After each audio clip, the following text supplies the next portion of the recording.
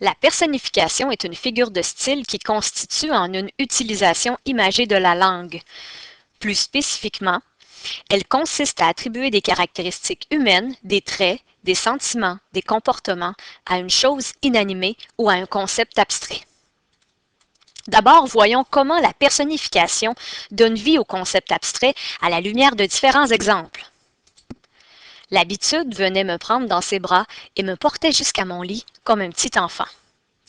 La personnification présente dans cette phrase est construite à partir du mot « habitude », une réalité abstraite. En effet, l'auteur met en scène l'habitude comme s'il s'agissait d'un être vivant, puisqu'elle pose des actions humaines, soit prendre dans ses bras et porter. Dans l'exemple suivant, un soir, j'ai assis la beauté sur mes genoux et je l'ai trouvée amère et je l'ai injuriée. Cette fois-ci, c'est la beauté qu'on rend animée. En effet, telle une personne, on l'assoit, on la critique en la disant amère, on l'injurie. Autre exemple du procédé stylistique de personnification, tu es assise quelque part avec l'ombre et ton cœur. Ici, l'ombre et le cœur, réalité inanimée, sont amenés au rang de personnes avec lesquelles, par exemple, on pourrait s'asseoir. Interpréter ces trois exemples au sens propre créerait un non-sens. On sait qu'une figure de style utilise le langage de façon imagée. Donner des caractéristiques proprement humaines à la beauté, l'habitude, l'ombre et le cœur que l'on prend ici comme le siège des sentiments et des passions, confère une dimension poétique au texte. Voyons ensuite comment la personnification réussit à donner un visage humain à des réalités inanimées du monde, comme des éléments naturels. Le soleil s'est noyé dans son sang qui se fige. On sait très bien, concrètement impossible que le soleil puisse se noyer dans son sang, mais l'image suggère que le soleil soit un être de chair et d'os. Et c'est ce qui frappe l'imaginaire. Le Mistral était en colère, et les éclats de sa grande voix m'ont tenu éveillé jusqu'au matin.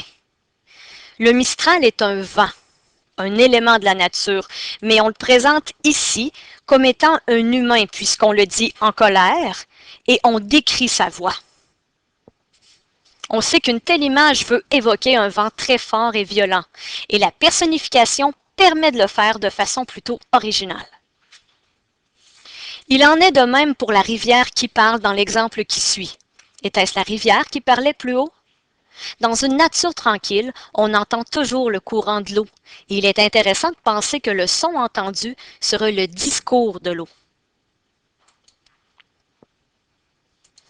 Le violon frémit comme un cœur qu'on afflige.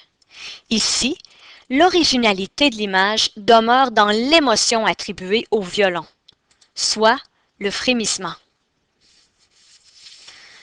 Il serait possible de trouver une foule d'autres exemples de personnification en analysant les textes de La Fontaine, dans lesquels ce sont les animaux que l'on veut humains.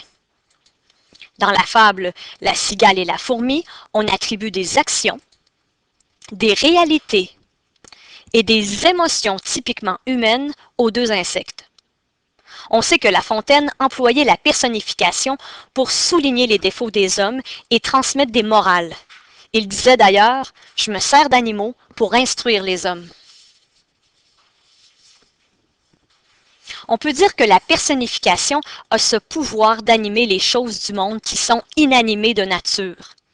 Et c'est d'ailleurs pourquoi elle peut donner une couleur bien singulière à un texte. Pour en savoir plus sur cette figure de style, consultez la bibliothèque virtuelle Alloprof.